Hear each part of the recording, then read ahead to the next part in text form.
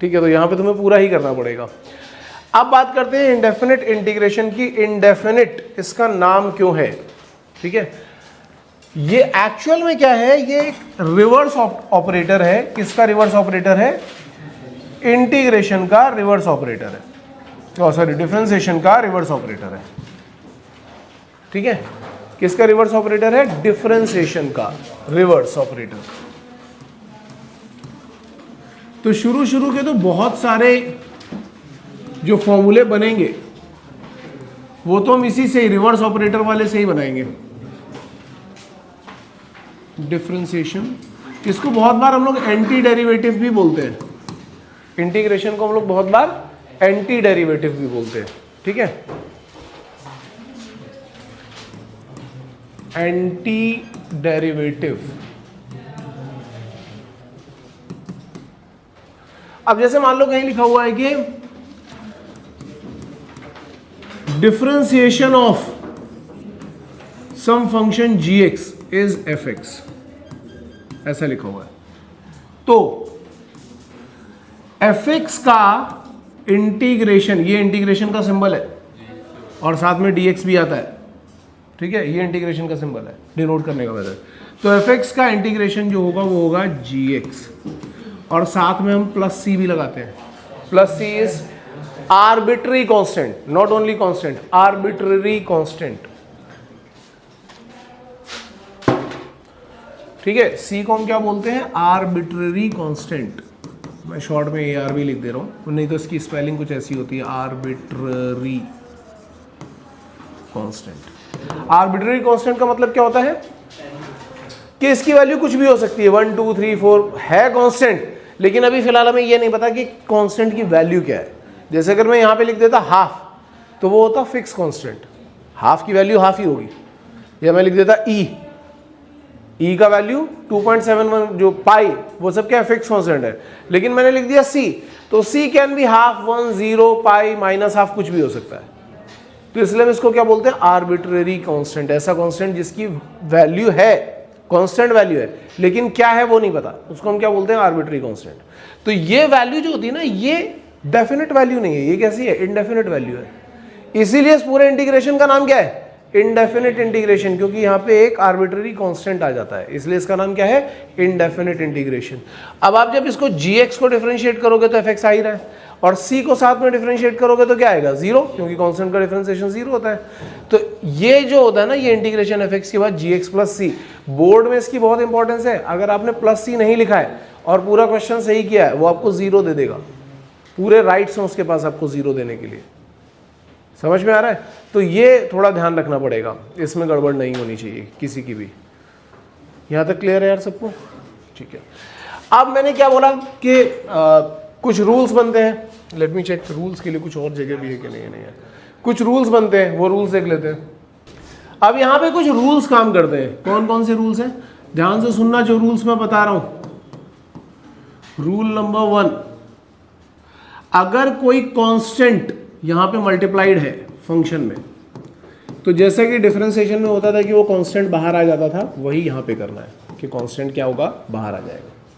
ठीक है। अगर कोई दो फंक्शन एडिशन या सब्ट्रैक्शन में है, तो हम उनके इंटीग्रेशन को स्प्लिट कर सकते हैं। मतलब fx dx अलग कर लो और gx dx अलग कर लो, और साथ में यहां पे प्लस माइनस यूज कर लो। ठीक है।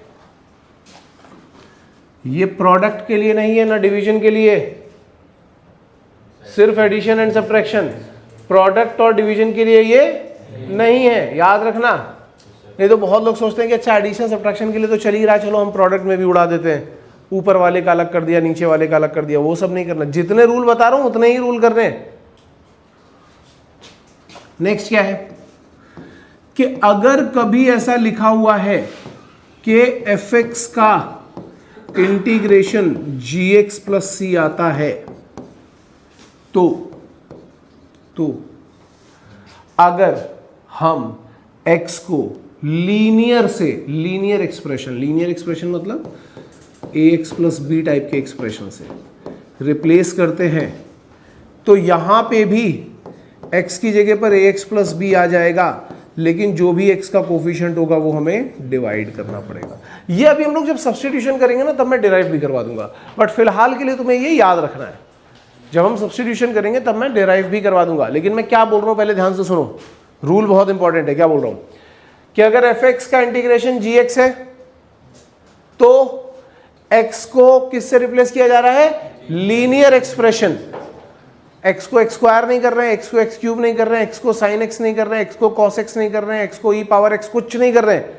किससे रिप्लेस कर रहे हैं? लीनियर। लीनियर मतलब पावर 1 वाला टर्म।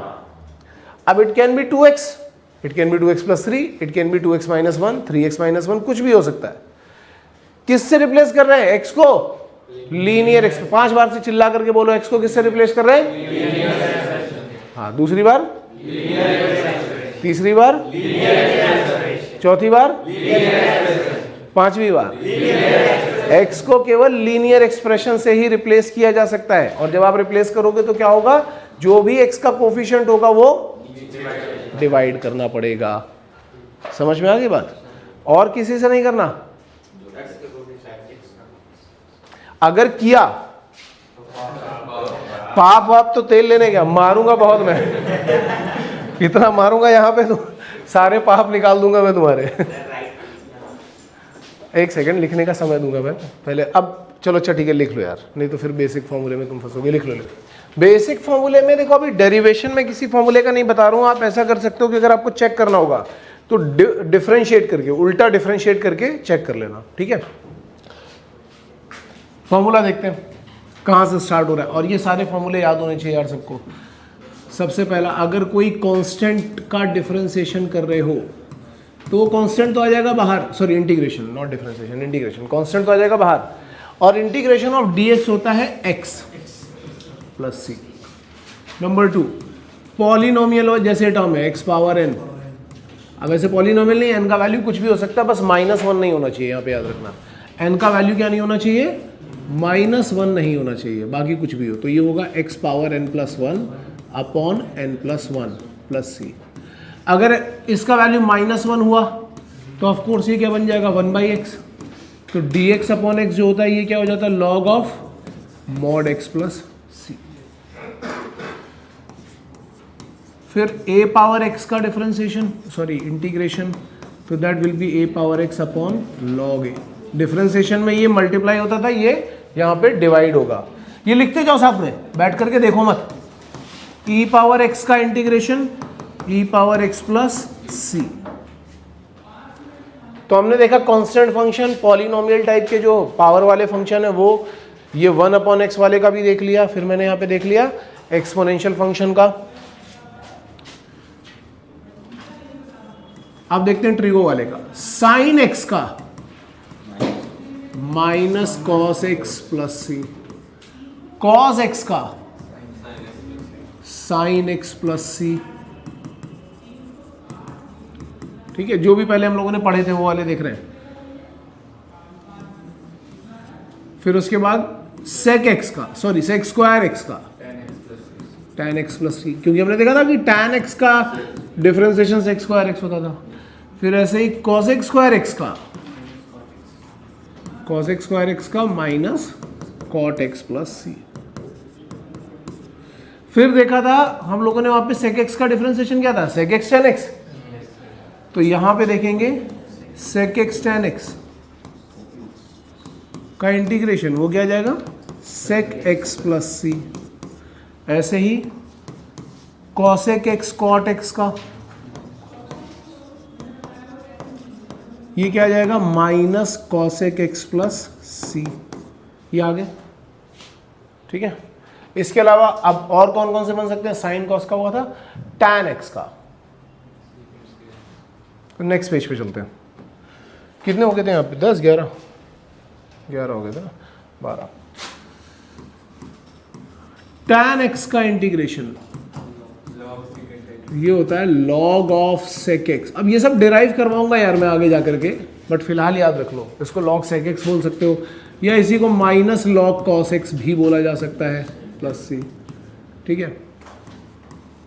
ऐसे ही कॉट एक्स का, कॉट एक्स डी एक्स का क्या होगा, log of sine x plus c या minus log of cosec x plus c, ये हो गया कॉट एक्स का। फिर सेक एक्स का, सेक एक्स का क्या होगा, log of sec x mod of sec x plus tan x plus c, ठीक है। और कॉसेक एक्स का, कॉसेक एक्स का क्या होता है, log of mod cosec x minus cot x plus c, ठीक है। किसी में भी डाउट आ रहा हो तो एक बार डिफरेंशिएट करके चेक कर लेना, यहां से डिफरेंशिएट करके चेक करो कि वो चीज आ रही है कि नहीं आ रही है, ठीक है।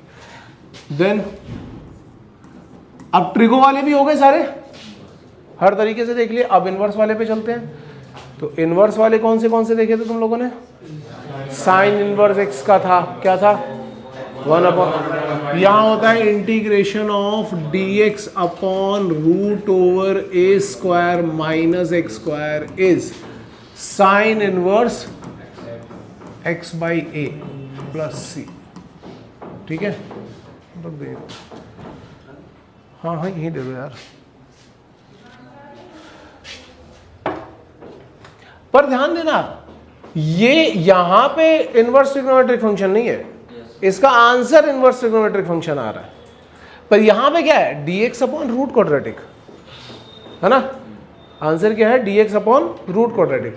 ऐसा ही एक क्वेश्चन, मतलब मैं ट्रिगो वाले भी बताते रहूंगा, लेकिन मैं साथ में तुम्हें ये करते जा रहा हूं कि अगर यही रूट क्वाड्रेटिक कुछ इस तरीके का हुआ कि इधर लिखा हुआ है root over x square plus a square, तो मैंने क्वेश्चन करवाया था सब लोगों को, log of mod x plus root over x square plus a square, ये डिफरेंशिएशन में करवाया था, याद करो।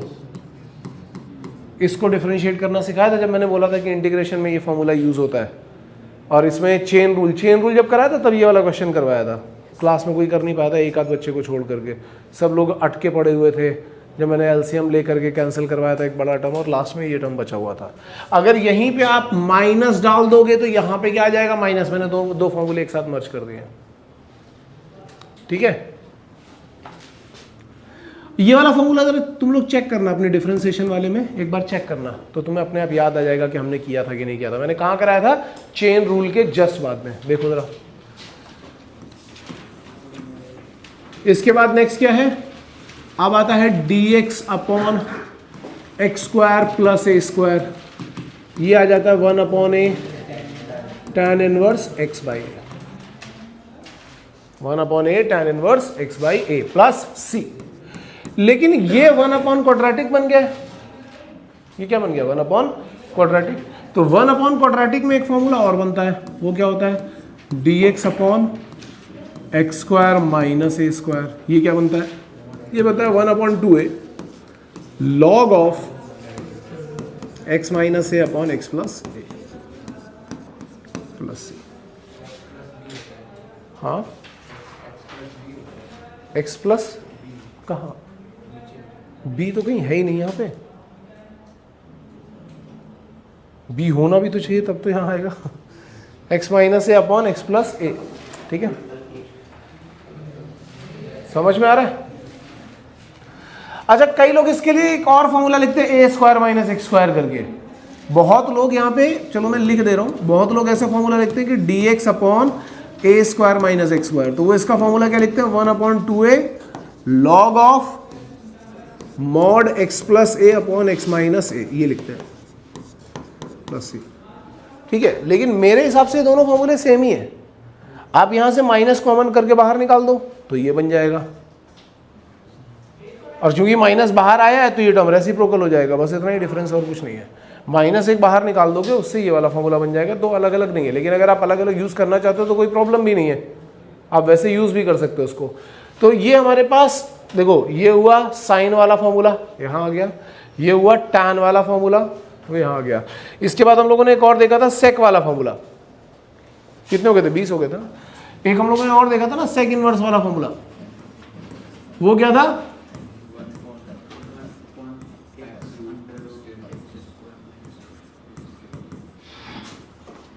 तो ये क्या आएगा, 1/a sec inverse mod of x by a plus c, ठीक है, 1/a sec inverse x by a plus c. ये भी क्रॉस चेक करके देख सकते हो सब लोग, जितने भी फॉर्मूले मैंने अभी तक बताए सारे के सारे क्रॉस चेक करके देखे जा सकते हैं। तो हमने कितने फॉर्मूले देख लिए, पहले हमने पावर वाला फॉर्मूला देखा, 1/x से log x वाला देखा, एक्सपोनेंशियल वाले देखे, फिर ट्रिगो वाले देखे, फिर ITF वाले भी देखे, और ITF वाले के साथ और जो दूसरे केसेस बन सकते हैं वो केसेस भी हमने यहाँ पे देख लिए हैं। यहां तक समझने में किसी को कोई प्रॉब्लम है? किसी को भी? पक्का? देखो ये जगह मैं थोड़ी अभी छोड़ रहा हूं, यहाँ पे भी हम और फॉर्मूले भी लिखेंगे, या तुम ऐसे चाहो कि अगर अपनी नोटबुक बना रहे हो ना तो जहां पे तुम फॉर्मूले लिखोगे वहां पे 1-2 पेज और छोड़ देना, ताकि लास्ट में सारे के सारे फॉर्मूले वहां पे लिख करके उनको हाईलाइट किया जा सके और उनको आराम से हम रिवाइज कर सके। कम से कम इतने फॉर्मूले जो मैंने अभी आपको बताए, ये फॉर्मूले तो सबको पता ही होने चाहिए।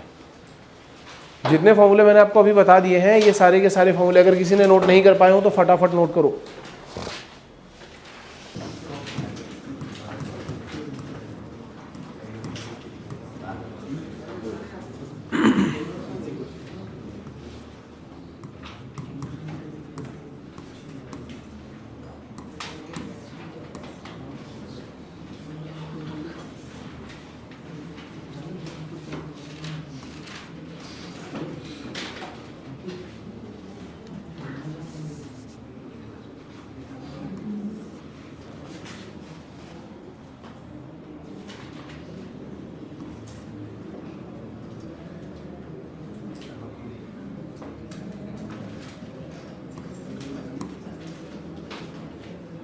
नहीं यार ये नहीं, चलो इसको लास्ट में बनाएंगे।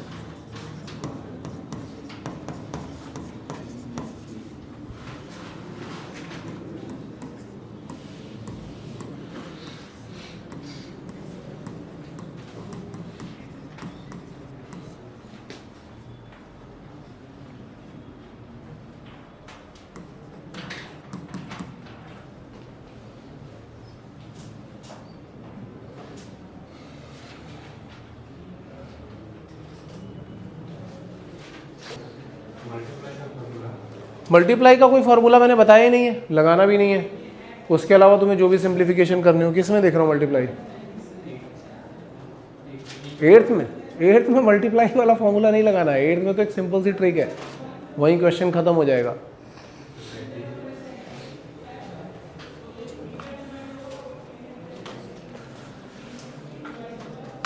मल्टीप्लाई का कोई फॉर्मूला नहीं है, लगाना भी नहीं है। 15 क्वेश्चन है, हर एक क्वेश्चन 1 से 2 मिनट का है, इससे ज्यादा नहीं है। कुछ तो 1-2 मिनट के भी नहीं है, 10 सेकंड के।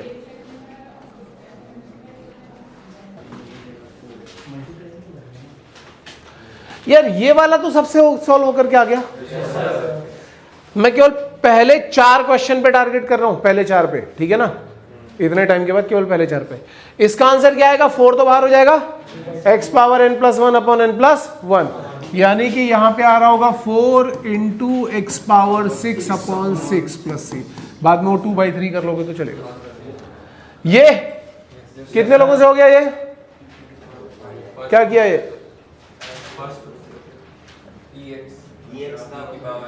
हाँ लेकिन ये x थोड़ी ना है,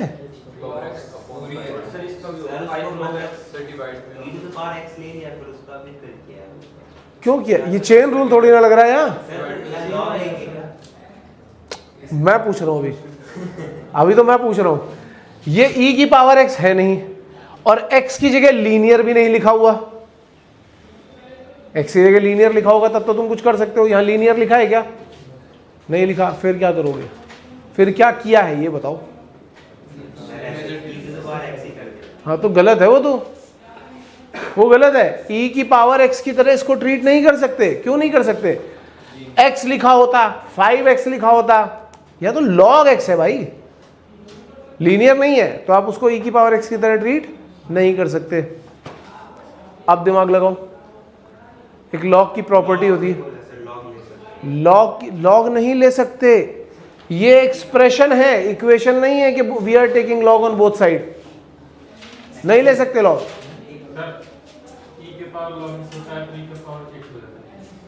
e की पावर log x होता है तो e की पावर x नहीं होता।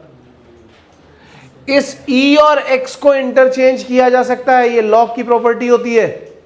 यहां जो बेस है और यहां जो नंबर है इसको हम इंटरचेंज कर सकते हैं। क्या होती है प्रॉपर्टी? प्रॉपर्टी होती है कि अगर कहीं लिखा हुआ है a power log of b base c, तो आप क्या करोगे? इस a और b को इंटरचेंज कर सकते हो, b power log of a base c, ये लिख सकते हो।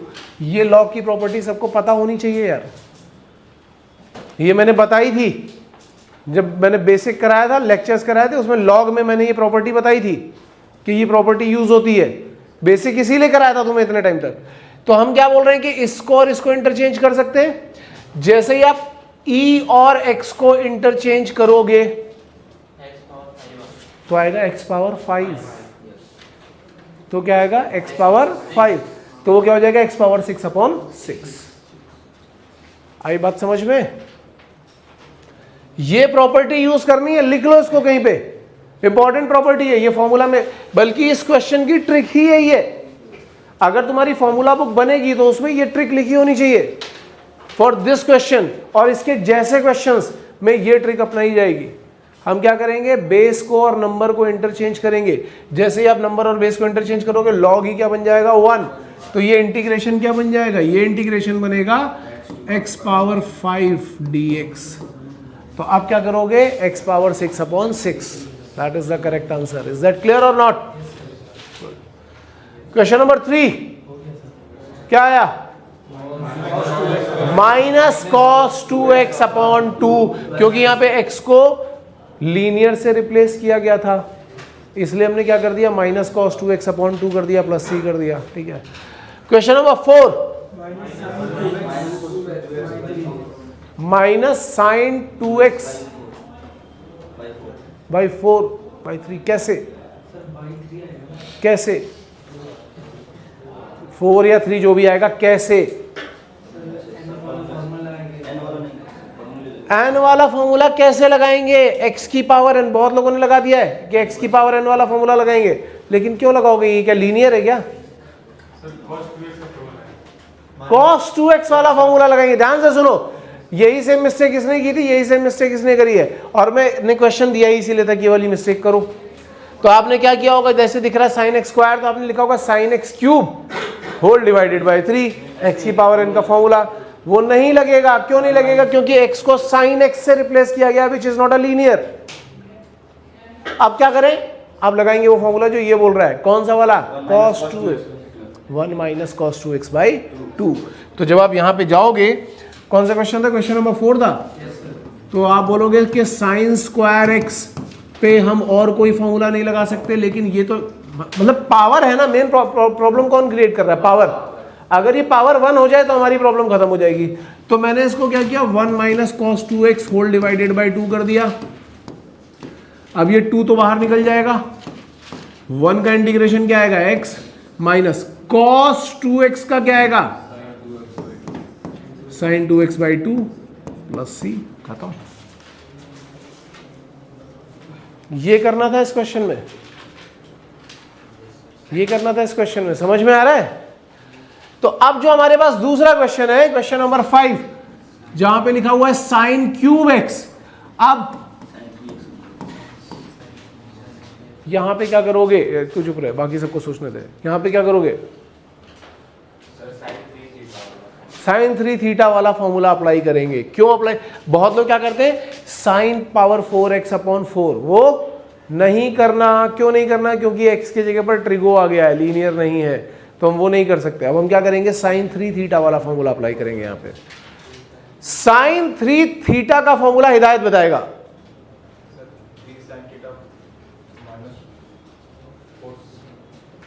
हाँ बोल बोल, कॉन्फिडेंस के साथ बोल। 3 sine theta minus 4 cos theta. Ankit बताएगा। 4 को दोनों ने गलत ही बताया, लाओ तू बताएगा। हाँ 3 sine theta minus 4 sine cube theta. 3 sine theta minus 4, 3 sine theta minus 4।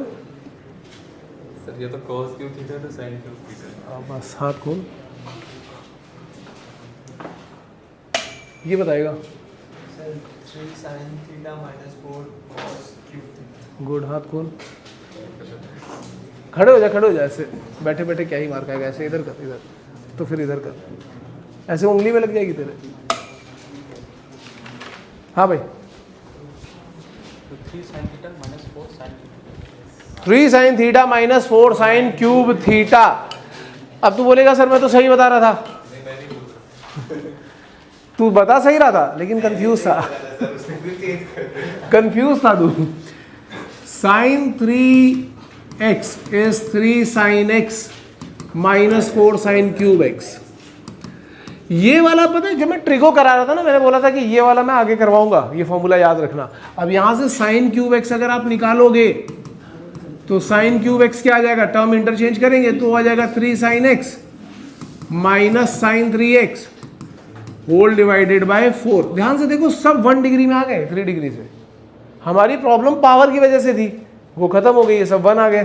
अब जब आप इसको यहाँ पे सब्स्टिट्यूट करोगे तो आपको इंटीग्रेशन में क्या दिखाई पड़ रहा होगा, इंटीग्रेशन में दिखेगा 3 sine x minus sine 3x whole divided by 4 है, तो इस 4 को तो हम इंटीग्रेशन के बाहर निकाल सकते हैं।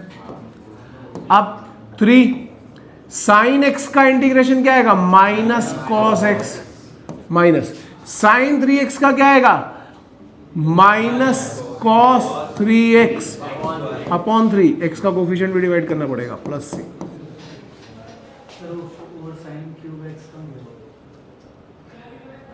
4 साइन क्यूब x यहाँ गया और बाद में 4 से डिवाइड कर दिया।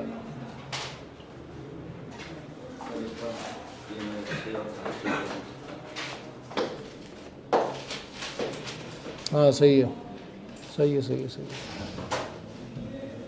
गुड।